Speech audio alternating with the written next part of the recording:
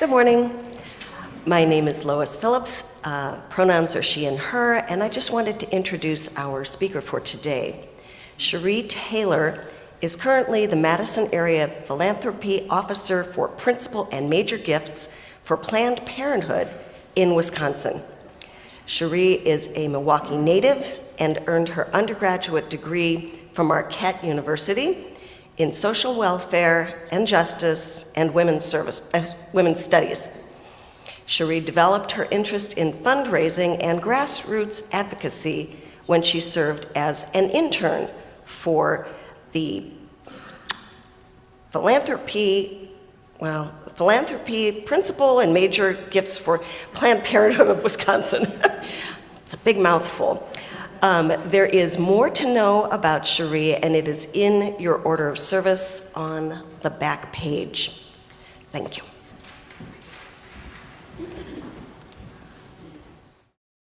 Every good person now joining our song, we sing for justice. It's justice for everyone, pass it along. We sing for justice. We sing for peace. We sing for peace. We sing for peace. We sing for peace. We sing for peace. We sing for justice.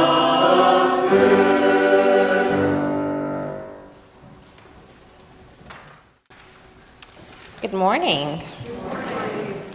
And now we can call to worship. We are here today because we are mindful of our past and because we have hope for the future. Viola Abbott. And now the chalice lighting.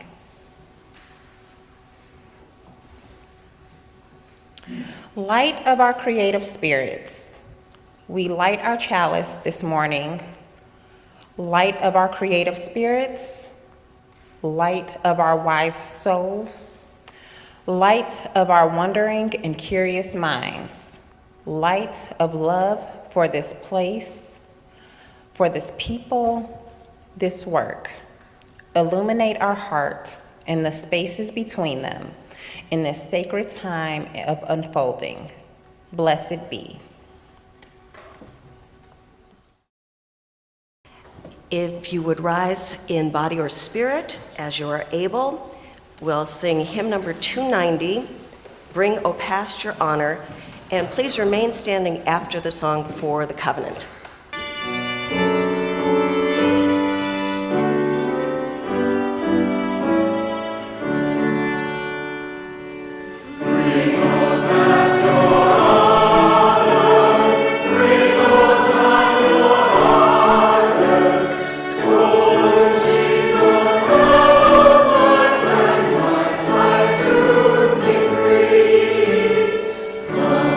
Faithful Spirit,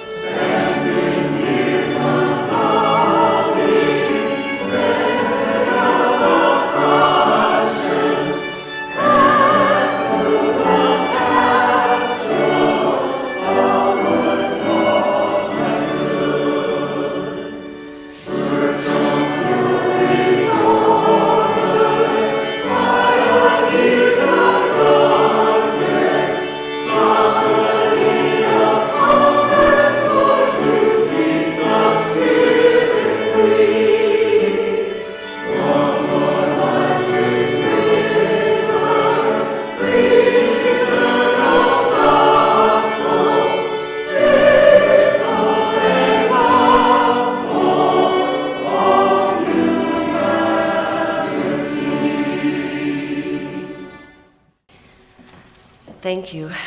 And now let us join together in reciting the covenant of our church.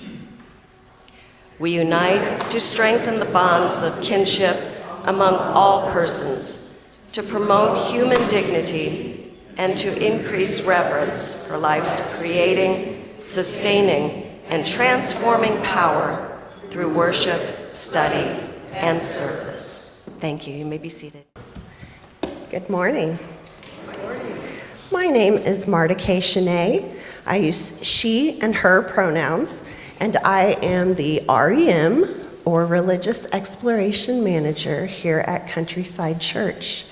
At this time, I would like to call the young and young at heart up to the front to join Cherie for a message for all ages. Come on up.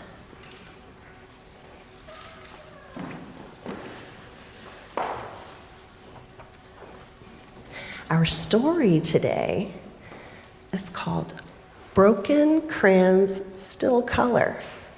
It's written by Tony Collier with Whitney Bach and illustrated by Natalie Vasilica. Avery loved coloring. She didn't have many crayons, but yellow flamingos and green unicorns were more fun anyway. Then one day, she got a new crayon box with tons of colors. Turquoise, like the new nursery. Violet red, like her new shoes. And cadet blue, like her new house. Tomorrow, Avery would bring her new crayons in her new backpack to her new school. Suddenly, she felt flippy and fizzy and fluttery inside. When Mom called her for dinner, Avery didn't feel like eating. "Would you like to say a prayer before your big day?" Dad asked. "No," whispered Avery. "I'm too scared." "You can do hard things," Dad squeezed her, "even when you're scared." Later, Avery wanted to draw her first day of school outfit, but that's not what she drew. And she tried to draw the school playground, but that's not what she drew either. Avery doodled and dotted and dashed until crack, the crayon broke in half. Avery grabbed another, but it broke too. Crack. She grabbed another and another. Crack, crack. Avery tried to shove the pieces into the box, but that's not what happened. Rip. "What have I done?" Avery cried. "Oh, I'm a mess, just like these crayons." When Avery's sobbing quieted, she heard a small scuffle. Then a tiny voice said, "Avery, girl, it's not nice to put people down, even yourself. Right, Omar?" Avery's red crayon was talking and walking, and Omar, the orange crayon, was bouncing. "That's right, Ruby. Guys, don't forget me," Beatrice, the blue crayon, called. "Here, let me help you, Beatrice," the purple crayon said. "And how about you, Grace?" "Thanks, Pedro. You are so sweet." Grace, the green crayon, turned to Avery. "It sounds like you need help." Before Avery could reply, Omar said, "Whoa, these drawings are amazing." tomorrow your first day of school? Grace asked. Avery sniffled, then nodded. So why are you crying, girlfriend? Ruby asked. I'm crying because Avery didn't know how to explain the flippy, fizzy, fluttery feeling. I got messy inside and ruined all of you. Girl, don't you know, Ruby said, we don't have to be perfect to be useful. And no mess is ever too big for God, Pedro added. And we're going to help you have a great year at school, Omar finished. How? Avery asked. First things first, Ruby said. I want you to know it's okay to be upset. You're not a mess because you have messy feelings. But let's keep big feelings from becoming bad actions, Grace said. Grace told Avery to draw 2 pictures, her favorite flowers and a cake with candles. Then she had Avery pretend to smell the flowers. Breathe in really deep through your nose. Now blow out the candles. So good. Do that again. Can all of y'all do that with me? We're going to smell some flowers. And then blow out those birthday candles.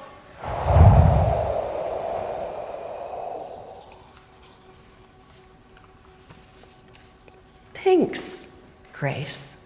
I feel calmer, Avery said, but still messy. Let's sort that out next, Pedro said.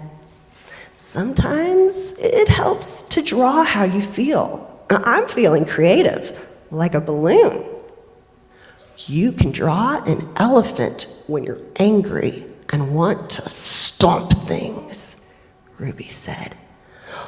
Or a rainy day when you're blue, Beatrice said. Avery decided she was feeling anxious, excited, and a little afraid.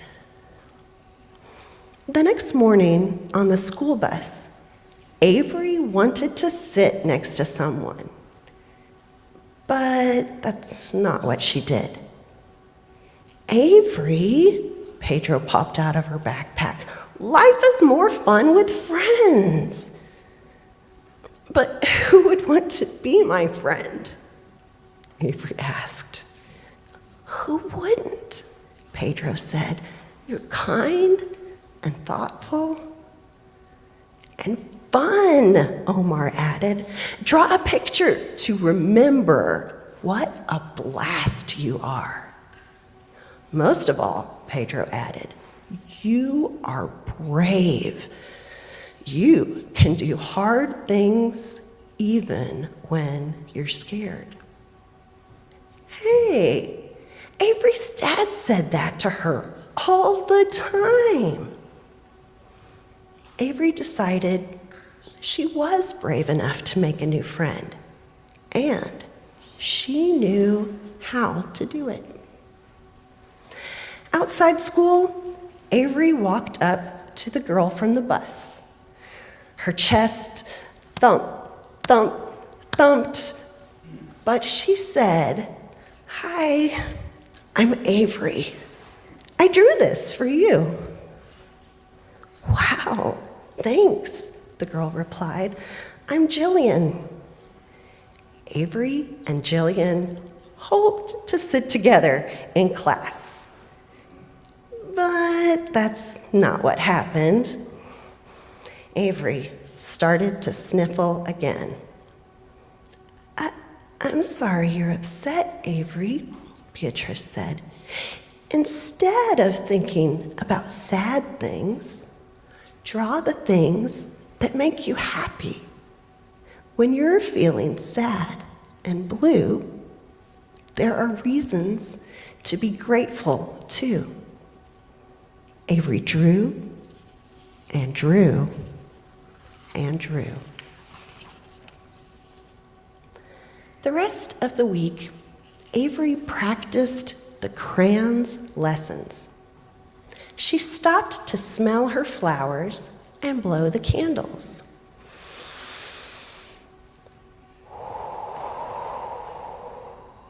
She remembered she was smart and she could do hard things. She said thank you for a rainbow, a helping hand, and a box of broken crayons. On Friday, Jillian gave Avery a surprise. A crayon box. Now, Avery felt flippy and fizzy and fluttery inside for a new reason. She was happy. Ruby, Omar, Beatrice, Pedro, and Grace had a new home, and it was as beautiful as they were. After school, Avery showed Mom her box and all her drawings.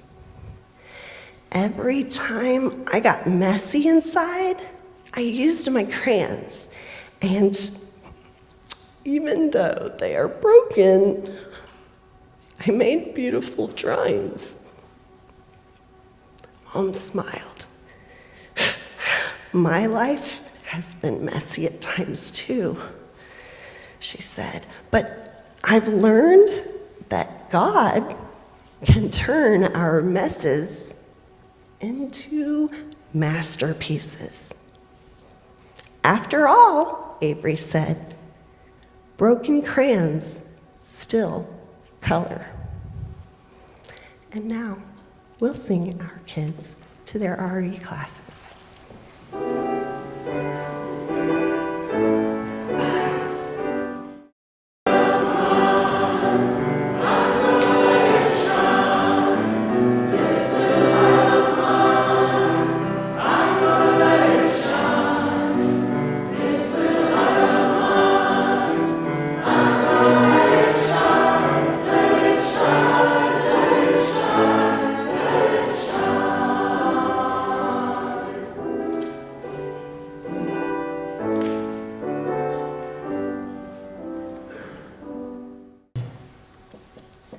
Good morning. My name is Ken Sipos. My pronouns are he, him. I came to Countryside Church in 1998. The minister was Rupert Lovely. The music director was John Denny. Our pianist was, and still is, Janice Razak.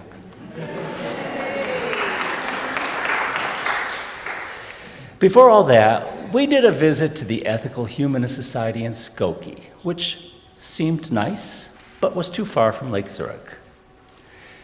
In the early days of the internet, I looked on an electronic bulletin board in an atheist subgroup. I asked if there was such a thing as an atheist church. The atheist bulletin board nearly exploded as members roasted me royally for that idea. So I opened Alta Vista, since it was going to be another 10 years before there was Google. And I have the book over here if you want to see it. And I looked for a free thought group, but there were none in Illinois at that time. But I found one in Austin, Texas. I called, and a nice gentleman there told me, no free thought organization in Illinois, but had I looked at Unitarian Universalist? He summed up my search for me nicely. Mixed religion marriage with young children, check. Feeling guilty? Check. Something missing from your life? Check. So back to Alta Vista, where I found a website for Countryside. The opening page was our covenant in a rather garish font, but still quite compelling. And it was only a 15-minute drive. Denise and I found CCUU, our new intellectual and spiritual home. We visited several times, met many smart and interesting people: Roger and Emily Eames, Ken Cowan, Remington Stokes, Bob and Marty Atherton, Sharon and Dan Wiseman, Gary and Robin Labetz, Tom and Kristen McTavish, Carol and Ken Bobby, and so many others, and it continues to grow. We had it all: great sermons, intelligent conversations, great music, and a place where we were understood. We had amazing circle suppers, even one lasting until 2 in the morning because we were having so much fun. I think the wine might have helped. Some Sundays, our children pleaded with us to go to church so they could be in RE with their friends, even when we wanted to stay in bed for a change. In case you didn't know, as a UU, if you don't go to church one Sunday, you are not going to hell. I learned more about Jesus and Christianity through Rem Stokes classes in this church than I ever learned in the Catholic Church I grew up in. We even studied nutrition, neuroscience, and evolution. I watched mind-blowing documentary movies in Hal Snyder's Movies with Meaning.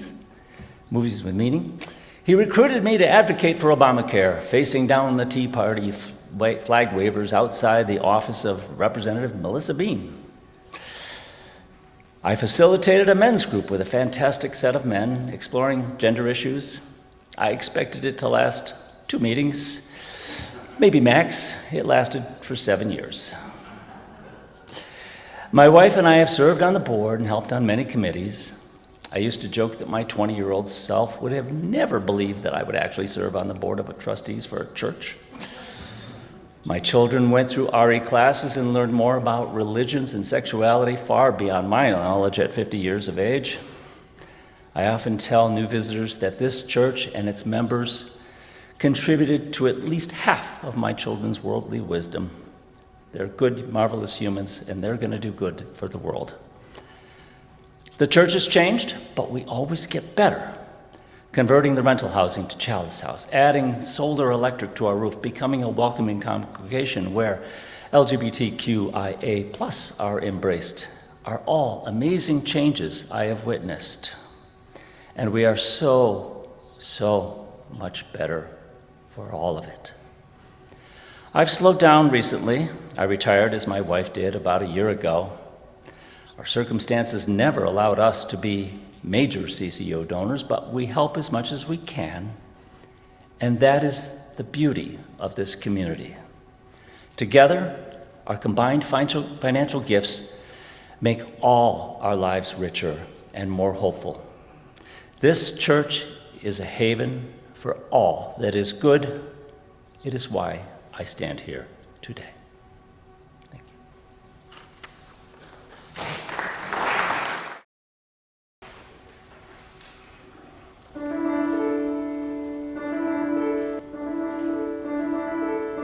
There's a voice strong and clear, ringing out far and near. Let justice roll down. Let justice roll down. Let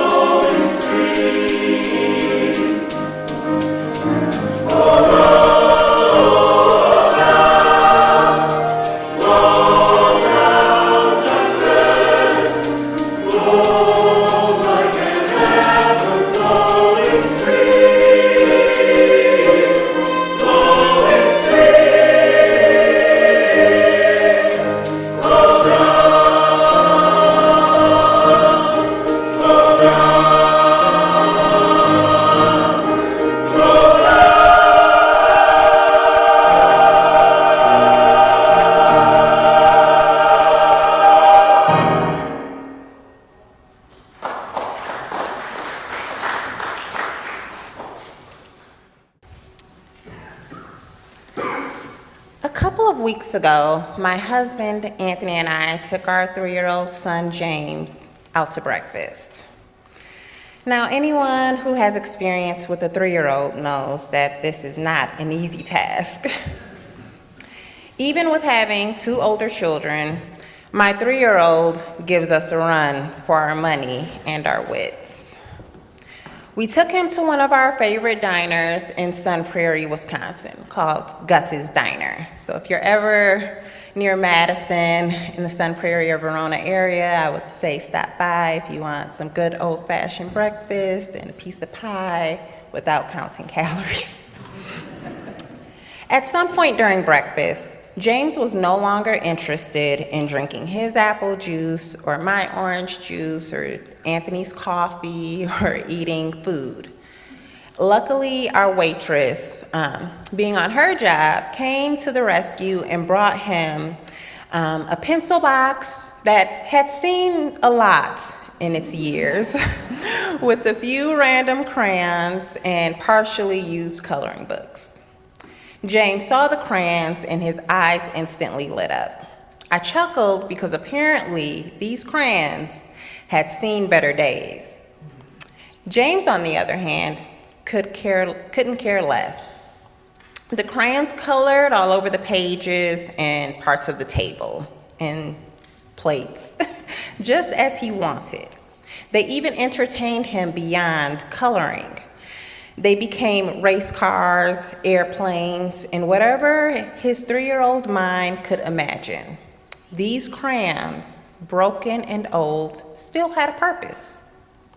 When I saw my sweet boy playing with these crayons and the blank and partially colored pages in the coloring books, I thought about today's service and the past 9 years of my professional and personal life as a fundraiser. So right now, I just want to take you on a brief journey with me for a brief reflection in my 9 years of being a fundraiser. A few weeks ago, while listening to a podcast, the host opened the episode with the quote, "If you can imagine it, you can achieve it." He was discussing a poll with his co-host about the idea of minimizing one's goals to have a greater chance in achieving them. In other words, dreaming big is often a setup for failure and disappointment.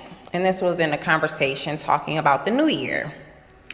The host said he thought the idea of creating mini goals rather than large goals was silly, because if your imagination allows you to envision something, deep inside, there is a will and power to achieve it. This quote actually rings quite true in the world of fundraising and nonprofit vision planning. As a professional fundraiser, I often engage with my donors to not only share information about the organization I represent, or when I work for a congregation, the congregation or the UUA, but I intentionally will try to learn about them as a person, as a human being, and their motivation to give to whatever organization I was representing. When I'm talking with my donors and program leaders, I ask them, what is your dreams? What are your dreams? What do you hope for?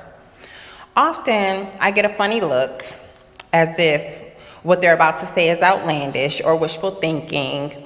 And a lot of times they'll start off with saying something like, this is our big impossible goal. And sometimes I probe and ask, if you had an unlimited source of people, an unlimited source of money and resources and influence, what would you do? But when I see the trepidation or hesitation, I follow up with why? Why isn't it possible? Who told you it's not possible? The most successful people believe in their dreams, even when others don't. And they take risk, sometimes calculated, sometimes not, to make those dreams reality. Much of my time at the UUA was spent on managing the Promise and Practice campaign for Black Lives of Unitarian Universalism. That campaign started with a few UUs who were younger, who some of them had been lifelong UUs, but lived on the fringes of our faith. And that they had a dream in the wake of the 2015 Ferguson police shooting, and painting a picture of what Unitarian Universalism could look like beyond the pain of white supremacy within our faith and beyond our faith movement, and fully living into the idea of the beloved community and sharing that dream with the UUA's Board of Trustees. They didn't know exactly what the response would be when sharing that dream, but they kept an open mind during this process. Now, of course, there was pushback. Some said it was outlandish, foolish, unrealistic, and setting these young, queer, trans, BIPOC folks up for failure. Others expressed being more open if this proposal was just toned down a little bit, and rather than supporting the creation of another new UU-adjacent organization, the UUA could simply just fold that work into their umbrella of programming. Simply put, a lot of people felt the dream was too big for our association, let alone these folks who were trying to start something new and they really didn't quite know what exactly they wanted to create.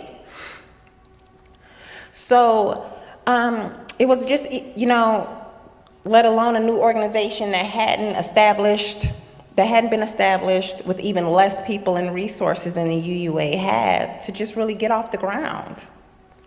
Luckily, the board at large didn't agree. They chose to boldly invest in a record of 45 minutes, somewhere between $5 and $8 million. This, of course, sent shockwaves through the networks. The amount of money was huge, and people were baffled at exactly what this investment would do. On the flip side, this impulsive reaction to say yes, when not even knowing what saying yes to, inspired an overwhelming amount of generosity from other UU entities and individuals to boldly support as well. For 5 years, we saw this picture grow from one small page to a mural. There were times when I would sit in my home office and cry because what we saw taking form became bigger than what any of us imagined.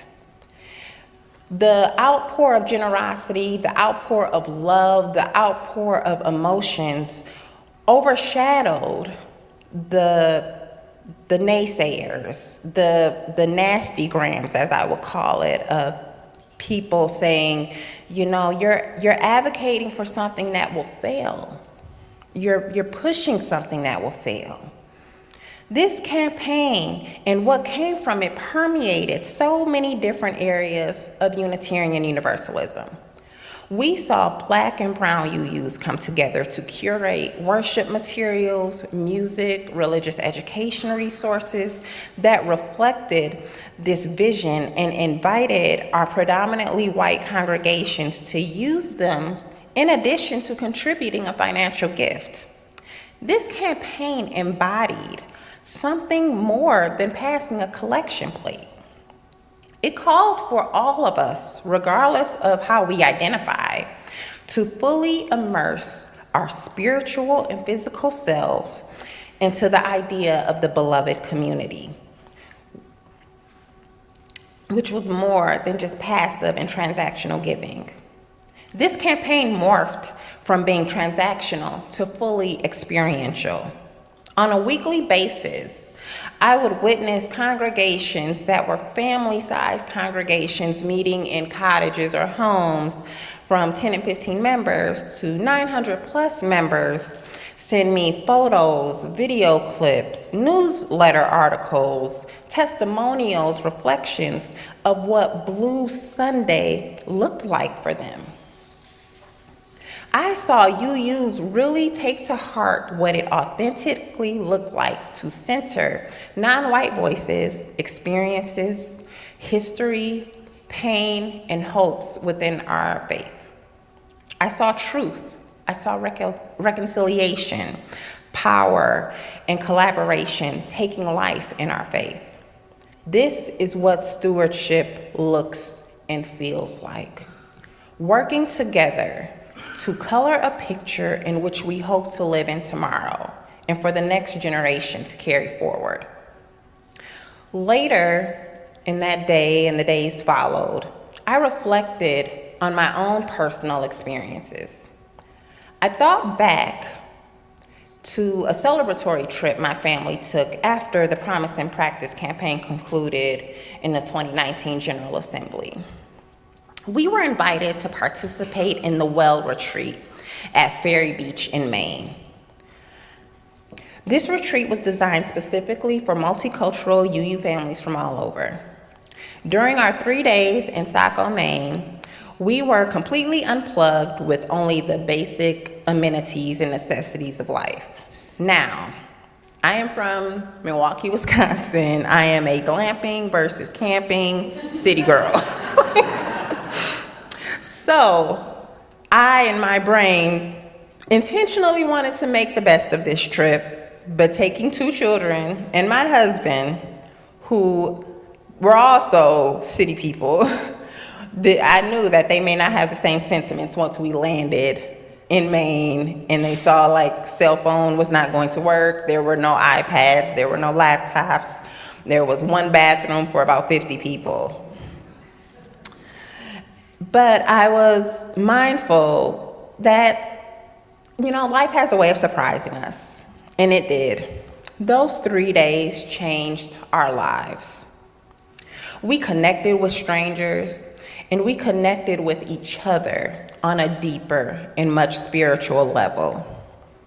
We reflected on painful and joyful experiences in our lives, the challenges of having the dual identity of being a person of color in this country and being a UU and raising our children in this faith movement. Our kids were often in their designated spaces, but on the last day we came together to reflect on this experience.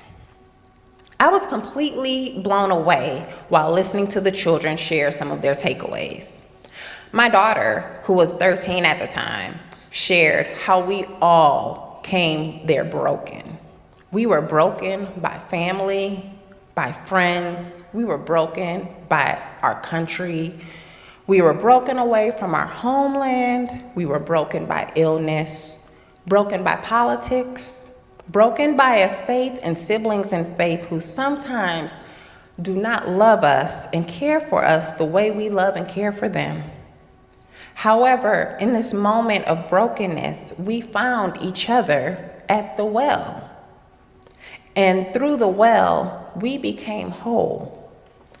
We transformed ourselves into something bigger, stronger, and beautiful together. And with this, the kids presented a beautiful art piece. And this is the essence of Toni Collier's message when she wrote her book. Broken crayons still have life and purpose, and they still have hope. The color from broken crayons can still be vivid, bright, radiant, and beautiful. This congregation is like a box of crayons. Some are shiny and new, like the 2023-2024 color Blue Tifo, and some are part of the original 8-color crew, like brown and red and orange. Some have their original factory-made points. Some have been used and have been resharpened, and some are just down to the last nub. Regardless of their shapes and sizes, they are all still here and able to color. Your congregation and its various ministries are the coloring book. Your vision is what helped create the canvas that has been drawn. Some of you can color far and wide as new hues, and some color in deep hues that give the picture a nice pop. Your mark is the gift you bring. Your mark is you showing up today, volunteering in RE or as an usher, serving on the committee, singing in the choir, doing the personal work to be in community with one another, and giving unapologetically to support your congregation. Now, what you give speaks on what you're inspired to contribute. One family may be able to give a certain amount, and another family may be able to give 2 or 3 times that amount. But let me honestly tell you, as a fundraiser, those 2 families are both keys to the success and life of this community. And just like when a child colors a picture of a garden, the pink crayon may only be used for some of the flowers, but that crayon is still vital, just like the green one that's used to color the vast amount of grass. The gifts you all bring matter. The ways you show up matter. It matters today, it matters tomorrow, and it will matter when you're long gone, and the next generation is picking up and carrying this congregation forward. Coloring is spiritual. Stewardship is spiritual. The act of giving is spiritual. It's beyond transactional. It requires reflection, thought, intention, and it's not just about money.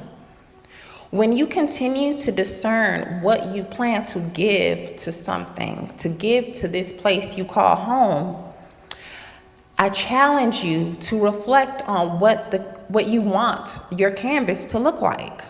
And if you've already given, as I do sometimes, I also challenge you to consider or reconsider your thought process behind it and ask, does this reflect your love, the hopes and dreams that you have for a countryside UU?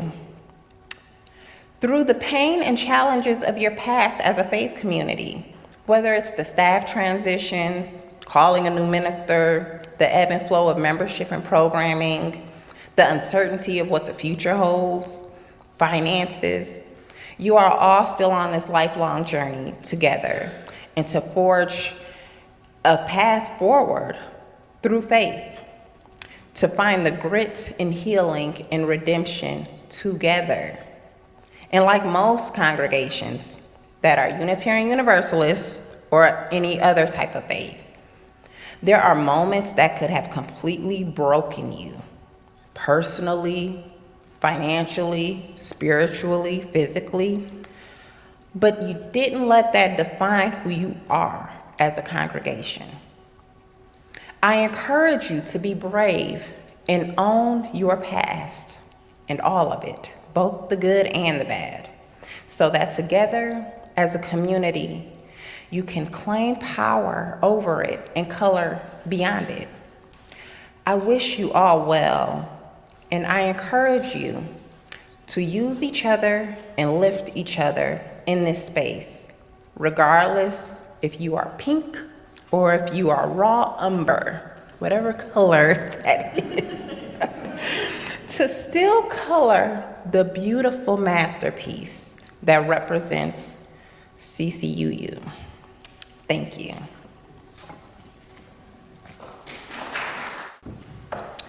Most of us dream of having a huge impact on our community.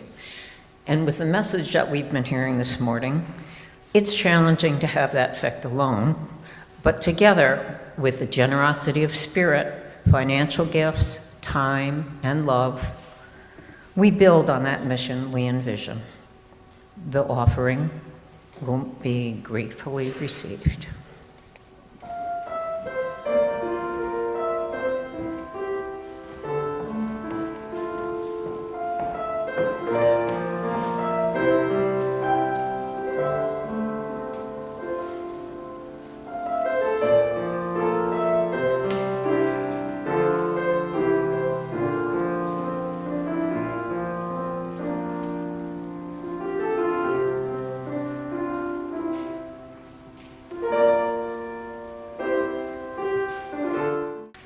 And now, if you will, in spirit or body, rise and sing with us.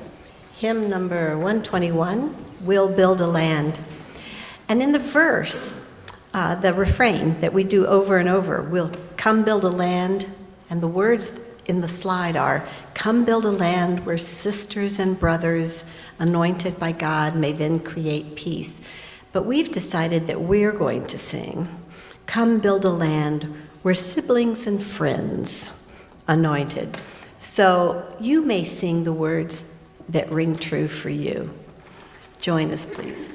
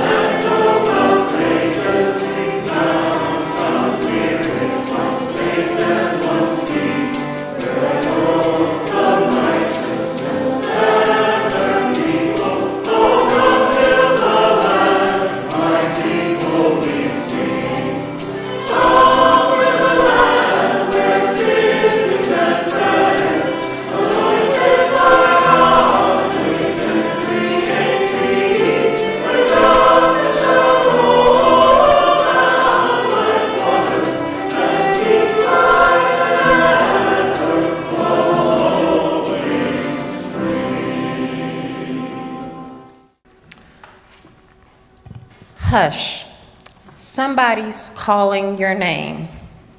Can you hear it? Calling you to a past not quite forgotten. Calling you to a future not fully imagined. Hush, hush, somebody's calling our name. What shall we do?